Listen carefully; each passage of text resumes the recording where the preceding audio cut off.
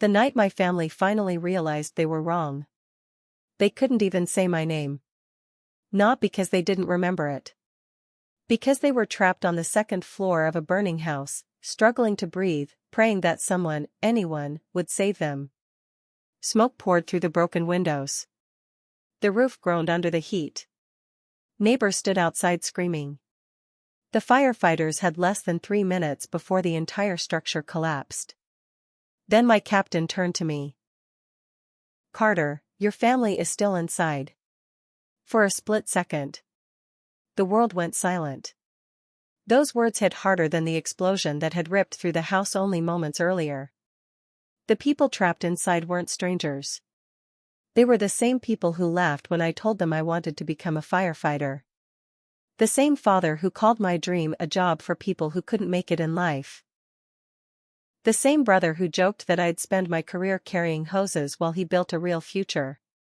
The same relatives who made my mother cry because she defended my decision. For years, they treated me like the family disappointment. The son who walked away from the family business. The son who chose service over wealth. The son they stopped inviting to birthdays, holidays, and even my grandmother's funeral. I had every reason to walk away. No one would have blamed me. But the oath I took the day I became a firefighter didn't say, "Save only the people who love you." It said, "Save lives. No matter whose life it is." I tightened my helmet. Checked my oxygen tank one last time. Looked straight at the flame swallowing my childhood home. And ran inside. What happened over the next 11 minutes didn't just save my family's lives. It exposed a secret that had been buried for nearly 20 years. A secret that explained why my father had spent my entire life treating me like I never belonged. But before I tell you what I found inside that burning house, you need to understand why the people I risked my life to save had already abandoned me long before the fire ever started. The son who chose a different path. People like to believe every family has one child they're proud of. In mine, that child was never me. My name is Noah Carter, and I grew up in a family where success had only one definition: money. My father, William Carter, owned Carter Construction, one of the largest construction companies in our county. He had spent 35 years building the business from a single pickup truck into a company that employed hundreds of people. Everyone respected him. Employees admired him. Local politicians shook his hand whenever they saw him. To the outside world, he was the perfect example of the American dream. At home, he expected everyone to follow the same path. Especially his sons. My older brother, Ryan, was everything my father wanted. Confident. Charismatic. A natural salesman. By the age of 25, Ryan already had his own office at the company and drove a brand new luxury SUV that my father proudly bought for him. Whenever relatives visited, Dad would smile and say, "One day Ryan will take this company even further than I did." Then he'd glance at me for just a second before changing the subject. That one glance always said the same thing. "Why can't you be more like your brother?"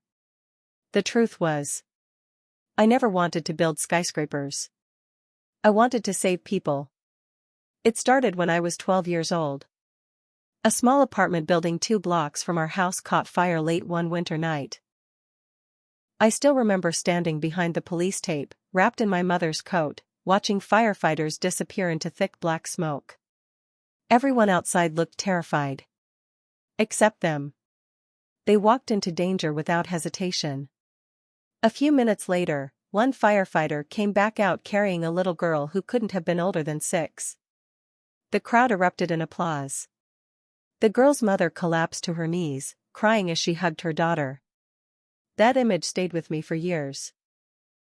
While other kids dreamed of becoming athletes or millionaires, I dreamed about wearing a fire helmet. About running toward danger when everyone else was running away. I never told my father. Not then. Not because I was afraid. Because I already knew what he'd say. High school came and went. Ryan spent weekends learning the family business. I spent mine volunteering with the local emergency response program. I learned CPR, basic first aid, search and rescue techniques. Every hour I spent there made me more certain. This wasn't just something I wanted to do. It was who I was. Only one person truly supported me. My mother. Every time Dad complained that I wasn't at the construction site, she'd quietly remind him. Maybe Noah's meant to build lives instead of buildings. Dad would shake his head. Dreams don't pay mortgages. Mom never argued. She simply smiled at me whenever he wasn't looking. Sometimes, one person believing in you is enough to keep you moving. Everything changed the week after my 22nd birthday. The entire family gathered for Sunday dinner. My grandparents. My uncles. My aunts. Even cousins I hadn't seen in months. Dad stood up and tapped his glass. I have an announcement. The room became quiet.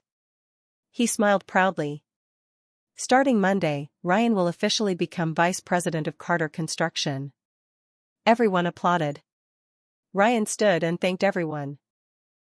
Dad looked happier than I'd seen him in years. Then he turned toward me. Noah. What about you? Every eye in the room landed on me. I took a deep breath. I'd been accepted into the County Fire Academy. The room fell silent. Not surprised. Uncomfortable. For 3 long seconds. Nobody said a word. Then someone laughed. It was my Uncle Frank. A firefighter? He looked around the table. I thought he was joking. A few relatives chuckled. Ryan leaned back in his chair with a grin. So you're really doing it? I nodded. Yes. Dad slowly placed his fork on the table. No. His voice was calm. You'll work at the company. I met his eyes. I've already accepted the Academy's offer. You'll decline it. I'm not going to. The warmth disappeared from his face. I didn't ask. I told you. For the first time in my life. I didn't look away. I respect everything you built, Dad. But it's your dream. Not mine. The dining room became so quiet that I could hear the grandfather clock ticking in the hallway. Dad stood up. So after everything I've sacrificed, you're choosing a government job over your family's future? I'm choosing the life I believe I'm meant to live. Ryan let out a quiet laugh. You'll spend your life dragging hoses while the rest of us build something that actually matters. I looked at him. Saving one life matters. His smile faded. Dad slammed his hand against the table. Enough. He pointed toward the front door. If you walk into that academy, don't expect a place waiting for you here. Mom immediately stood. William. No. He interrupted her. He wants to make his own decisions. He can live with the consequences. I looked at my mother. Tears had already formed in her eyes. She didn't ask me to stay. She knew she couldn't. I walked around the table, kissed her gently on the forehead, and whispered, I'll make you proud. Then I picked up my jacket and walked toward the front door. Behind me. No one called my name. No one asked me to come back. The door closed with a quiet click. I didn't know it then. But that sound marked the end of my old life.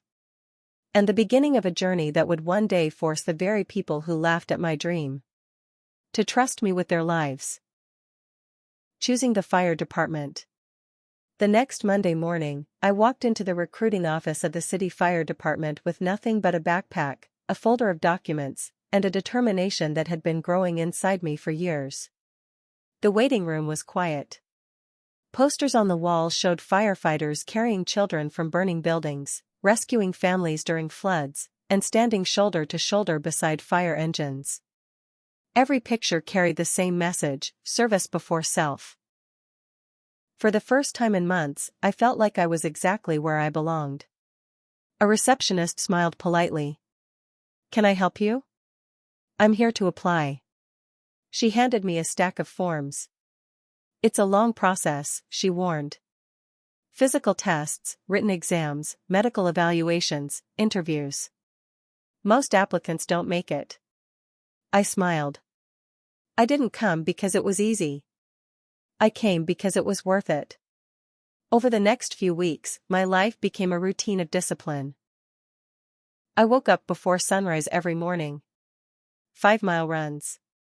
Strength training. Stair climbing with a weighted backpack. Swimming. Emergency medical textbooks at night. Every muscle in my body hurt. Some mornings I could barely get out of bed. But every time I thought about quitting, I remembered my family's laughter. "You're wasting your life. You'll never amount to anything." Those words became fuel. Instead of breaking me, they built me.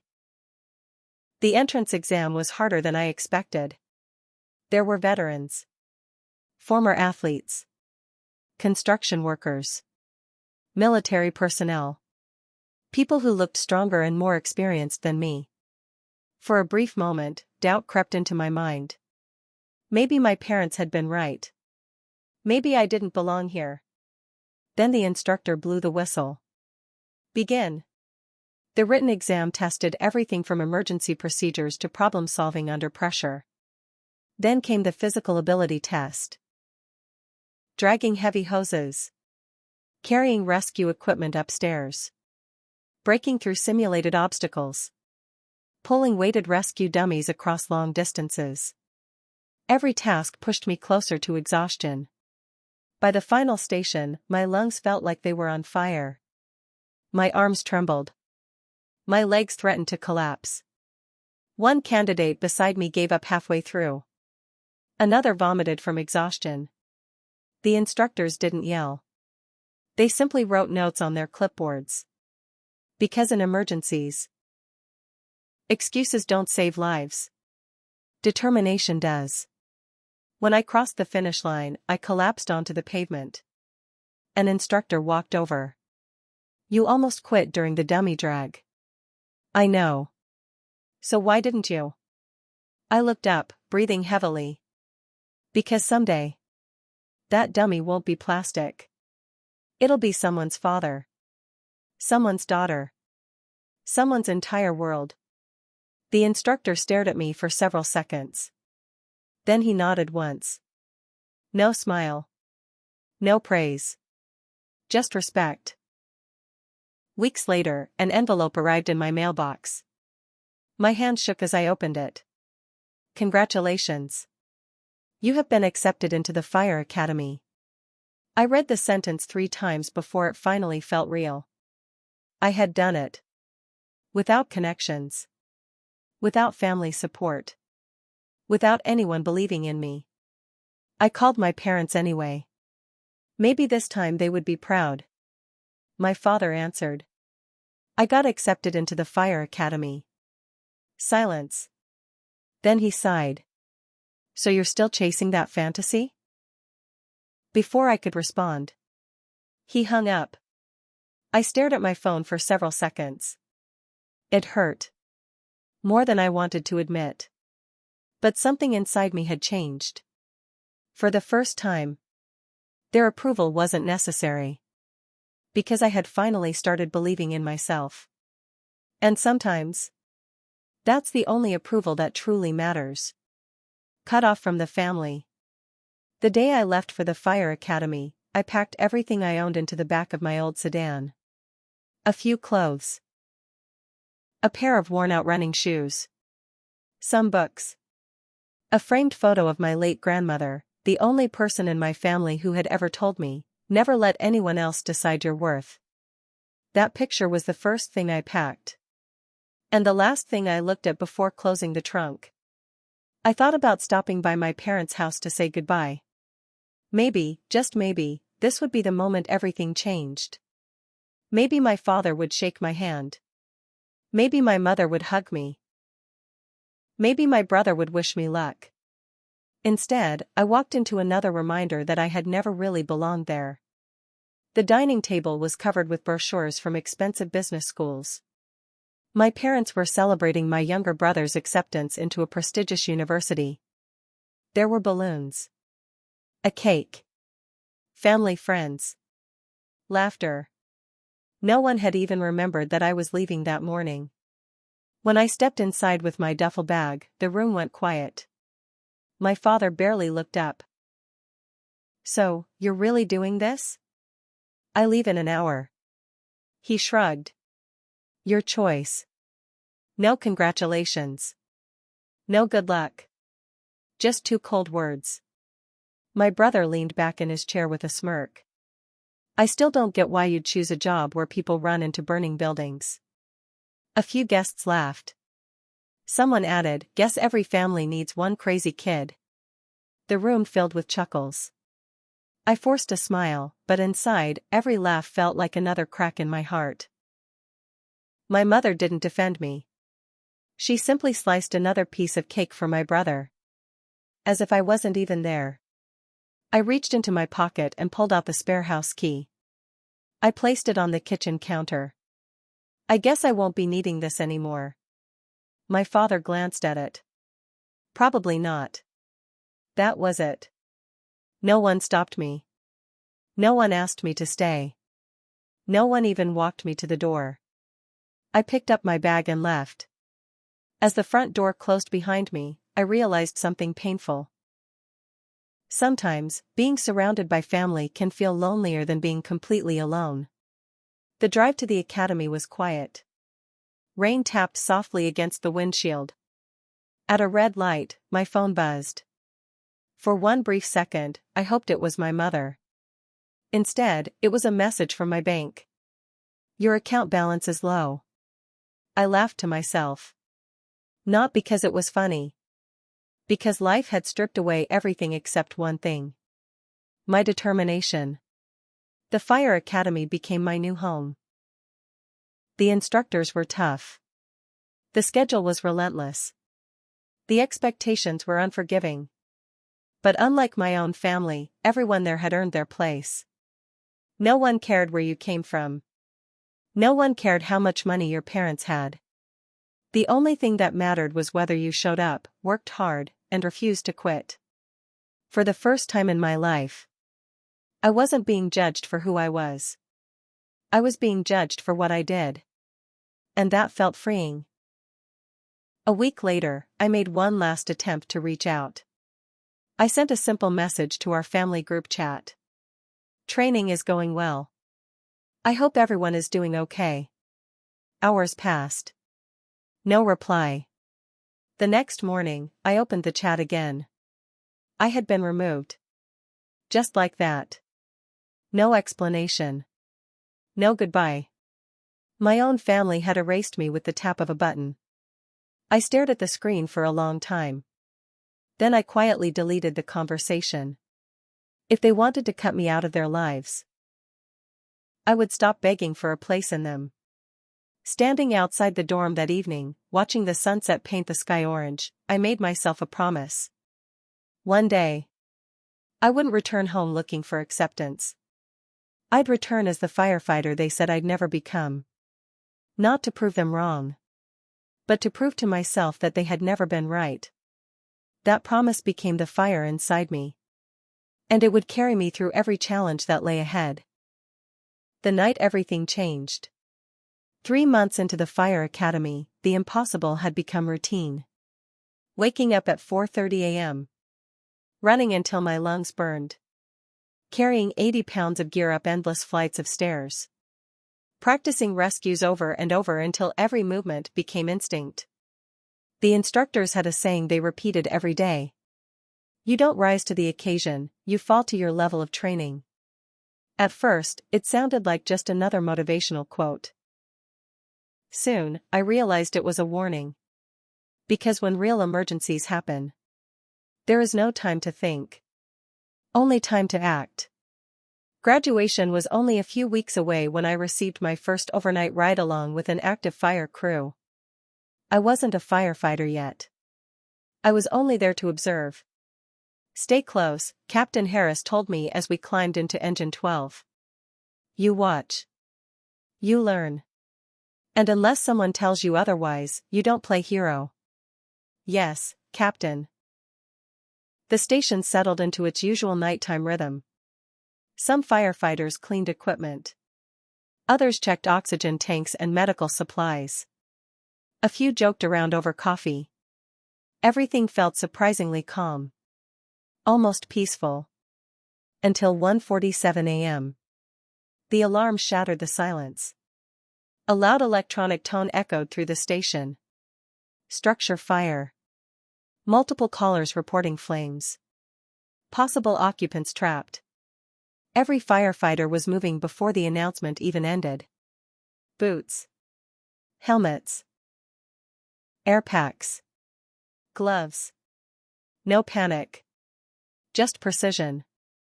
I barely had time to climb into the truck before the sirens screamed into the night. As the engine raced through empty streets, Captain Harris looked directly at me. This is real now. I nodded, trying to hide how fast my heart was beating. The orange glow appeared long before we reached the neighborhood. Thick black smoke rolled into the sky. Flames burst through the second-floor windows of a two-story home. Neighbors stood outside screaming. A woman ran toward our engine, tears streaming down her face. My babies! They're still inside. Everything around me seemed to freeze for a split second. Then training took over. Firefighters stretched hoses. Ladders slammed against the walls. Glass exploded from the heat. The roar of the fire drowned out almost every other sound. Almost. Because I could still hear that mother's desperate cries. Captain Harris grabbed my shoulder. You stay behind the safety line. I nodded. I understand. The rescue team disappeared into the burning house. Minutes felt like hours. One child was carried out. Then another. Both coughing, but alive. The crowd erupted in relief. I thought it was over. Then a firefighter shouted something over the radio. His voice was tense. Urgent. There may be one more victim. The mother collapsed to her knees. My daughter. My little girl is still upstairs.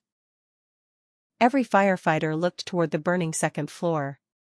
At that exact moment, part of the roof gave way. A deafening crash shook the entire house. The flames grew even stronger. Captain Harris clenched his jaw.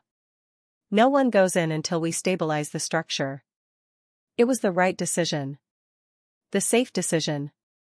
But every passing second mattered. Because somewhere inside, a little girl was still waiting. Standing behind the safety line, I felt completely helpless. Every instinct in my body screamed to run toward the fire.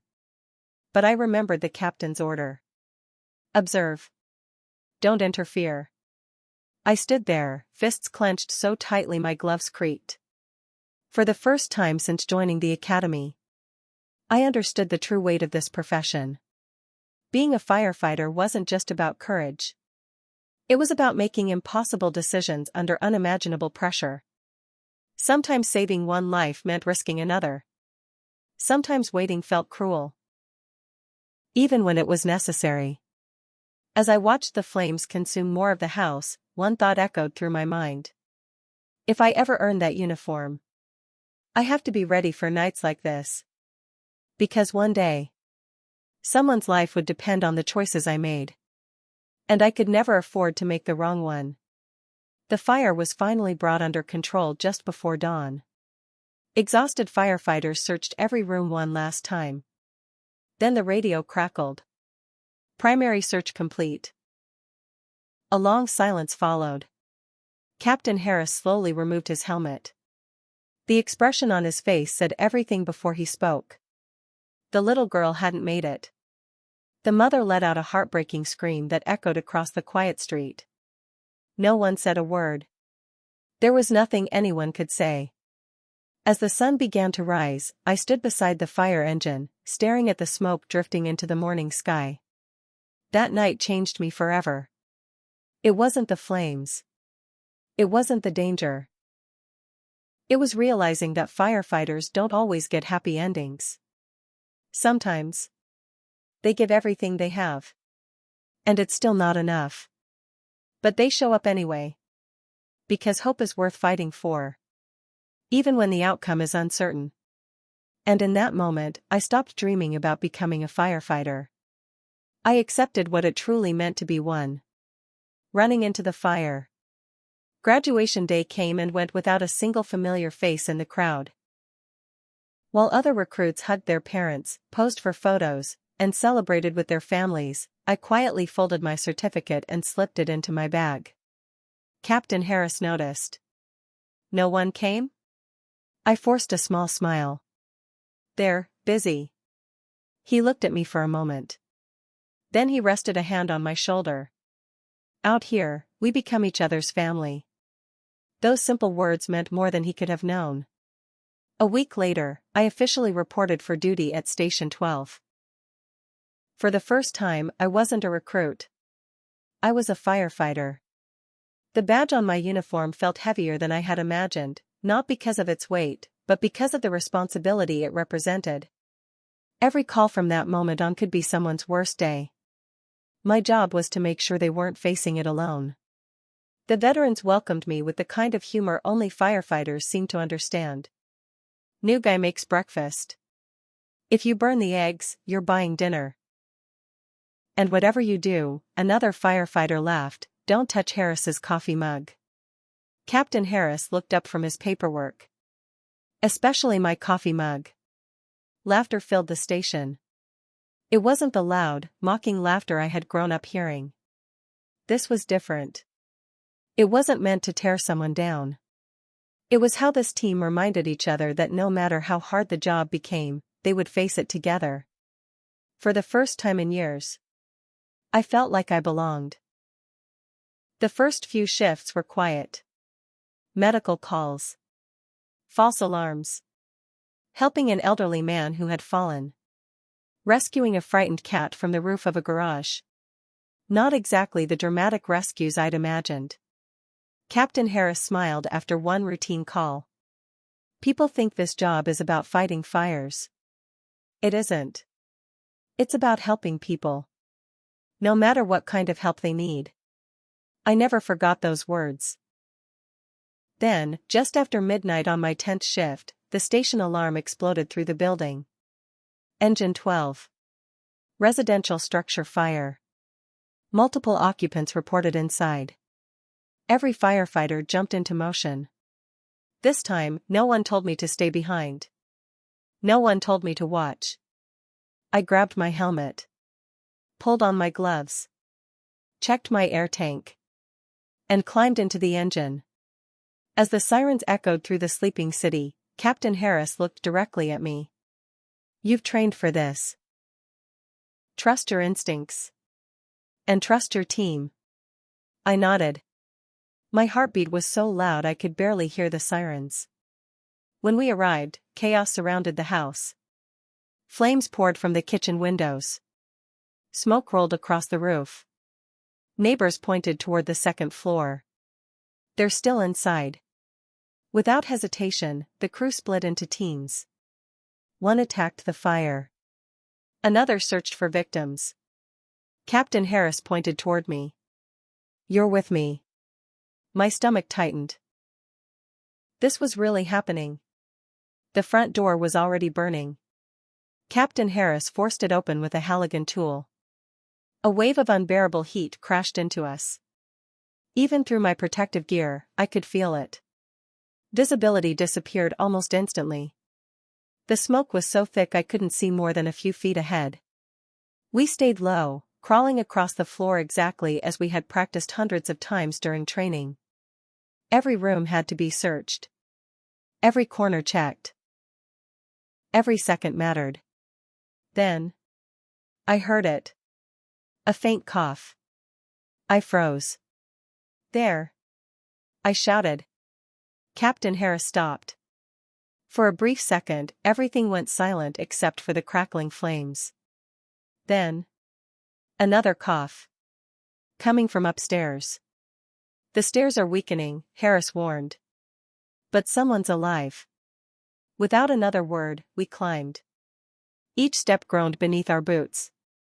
The railing was already burning. The ceiling above us creaked with every passing second. At the top of the stairs, we found a bedroom. The door was closed. Captain Harris pushed it open. Inside, a young boy, no older than 8, was curled beneath his bed, terrified and struggling to breathe. His eyes widened when he saw us. "We're firefighters," Captain Harris shouted. "We've got you." The boy reached toward us with trembling hands. I lifted him into my arms, holding him close beneath my protective coat. For one brief moment, I felt hope. Then the entire house shook. A deafening crack echoed above us. Captain Harris looked up. "The roof. Move. Now." The hallway behind us disappeared beneath falling beams and burning debris. Our only way out had just been cut off. Smoke thickened. Heat intensified. The radio crackled with urgent voices. "Engine 12. Report your status." Captain Harris grabbed the radio. "We're trapped on the second floor with one child." Outside, firefighters immediately began repositioning ladders. Inside, time was running out. I looked down at the frightened boy clinging to me. He whispered through tears, "Please, don't let me die." I tightened my grip. "No. You're going home." Even if I had to run through the fire to make that promise come true. The rescue that changed everything. The little boy clung to my neck so tightly I could barely breathe. His tiny hands were shaking. His face was covered in soot. Every cough sounded weaker than the one before. I looked at Captain Harris. The hallway behind us was completely blocked by burning beams. The staircase had collapsed. Our only escape route was gone. The radio crackled with desperate voices. "Engine 12, report." Captain Harris grabbed the microphone. "Second floor. One firefighter. One child. Trapped. Need immediate ladder access on the east side." Outside, the response came instantly. "Copy. Ladder company is moving into position." The problem was, we didn't know if we had enough time. The bedroom was filling with thick black smoke. Heat pushed against us like a living thing. Captain Harris smashed the bedroom window with his axe. Fresh air rushed inside. So did the sound of sirens, engines, and firefighters shouting below. I crawled to the broken window with the boy still in my arms. Looking down made my stomach tighten. It was nearly 30 feet to the ground. The aerial ladder was still several feet away. Not close enough. Not yet. Captain Harris looked me straight in the eyes. "When that ladder reaches us, you hand him over first." "What about you?" I asked. He didn't answer. Instead, he tightened the straps on his air pack and turned back toward the flames. He was buying us time. Suddenly, a loud crack echoed through the room. The floor shifted beneath our feet. Dust rained from the ceiling. The fire was eating through the supports. The room was beginning to collapse. The little boy buried his face against my shoulder. "I'm scared." I held him tighter. "So am I. But we're getting out together." Outside, firefighters pushed the aerial ladder higher. "In position," someone shouted. The ladder scraped against the window frame. Captain Harris pointed. "Go." I stepped onto the ladder carefully, keeping one arm around the child while gripping the rail with the other. Every rung felt slippery. Every movement had to be perfect. The crowd below watched in complete silence. Halfway down, a burst of flames exploded through the bedroom window behind us. The heat hit my back like an open furnace. The ladder shook violently. Someone screamed from below. For one terrifying second, I lost my footing. The boy slipped in my arms. My heart stopped. Instinct took over. I wrapped both arms around him and slammed my shoulder against the ladder, refusing to let go. The firefighters below steadied the ladder. "Keep coming," they shouted. One step. Then another. Then another. It felt like the longest climb of my life. The moment my boots touched the ground, paramedics rushed forward. They gently took the boy from my arms. He looked back at me through his oxygen mask. His tiny fingers reached toward mine. "Thank you." Those two words hit harder than any award ever could. As the ambulance doors closed, I finally allowed myself to breathe. We had made it. At least, I thought we had. Captain Harris was still inside. The realization struck me like a punch to the chest. I turned toward the burning house. "Captain." No answer. Only flames. Then the radio crackled. "Mayday! Mayday! Firefighter down." Every firefighter on scene froze for a split second. Then everything erupted into action. A rapid intervention team charged into the burning house without hesitation. I stood helplessly behind the safety line. Just hours earlier, Captain Harris had risked his own life to save mine. Now all I could do was wait. Those next few minutes felt longer than my entire life. Finally, the front door burst open. Two firefighters emerged, carrying Captain Harris between them. His helmet was gone. His uniform was burned. His face was streaked with soot. But he was alive. The entire scene erupted in applause. Some firefighters quietly wiped tears from their eyes. Captain Harris looked over at me as paramedics loaded him onto a stretcher. Despite everything, he smiled.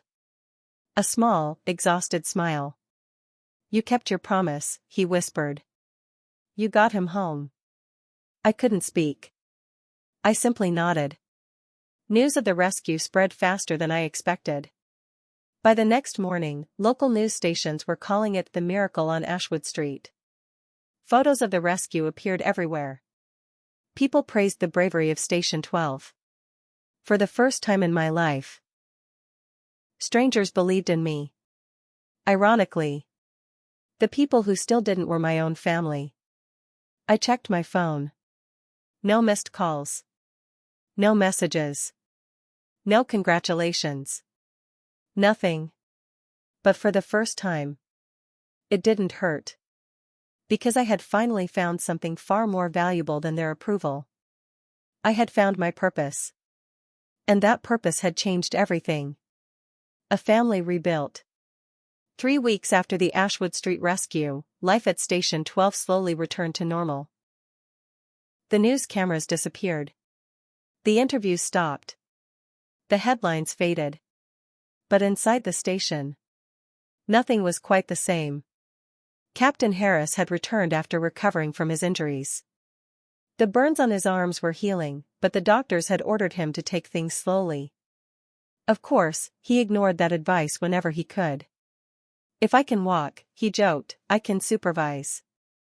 The station erupted in laughter. It felt good to laugh again. One Saturday afternoon, someone knocked on the station door. I expected a delivery driver.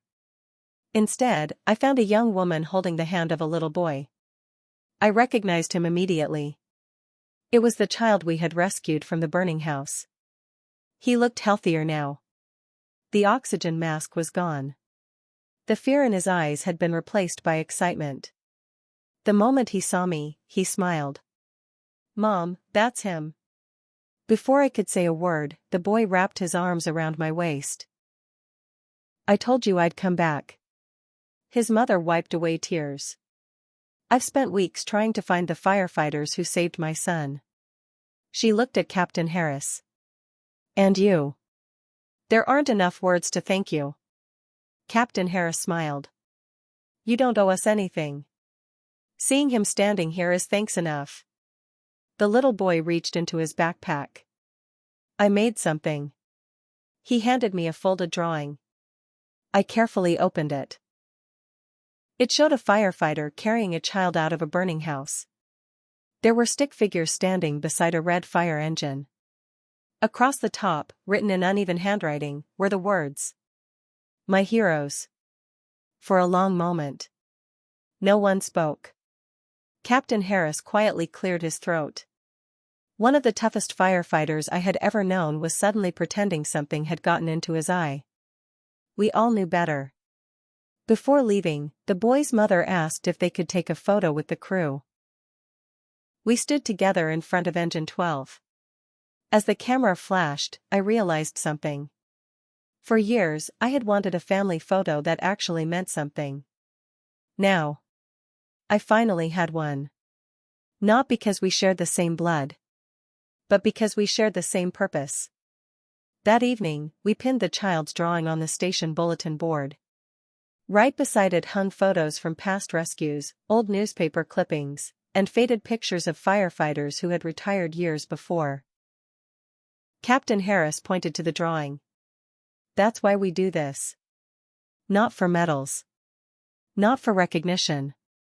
For moments like that. Every firefighter nodded. No one needed another explanation. Months passed. The seasons changed. The calls never stopped. Car accidents. Medical emergencies. Apartment fires. Flood rescues. Every shift reminded me that being a firefighter wasn't about one heroic moment. It was about showing up, day after day, for people who needed help. Some thanked us.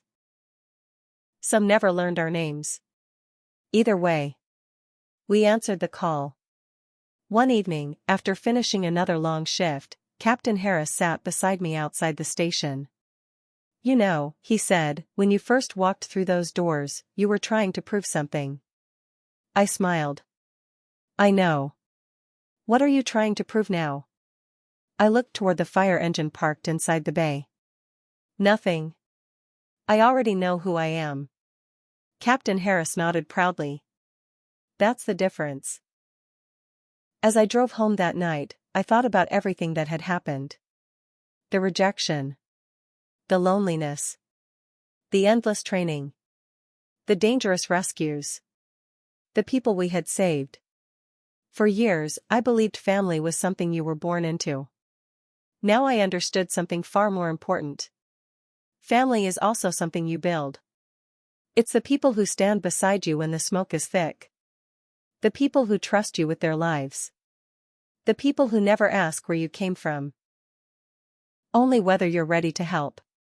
Station 12 had become that family. And I would spend the rest of my life protecting it. Just as they had protected me. Epilogue. Sometimes people ask me if I regret joining the fire department. I always smile before answering.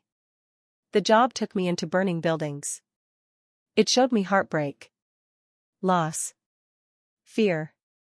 And sacrifice. But it also gave me courage. Purpose. Friendship. And a family I never expected to find. In the end, the greatest rescue of my career wasn't the child I carried out of that burning house. It was the lonely young man who walked into the recruiting office years earlier, searching for a place to belong. He found one. And from that day forward, he was never alone again.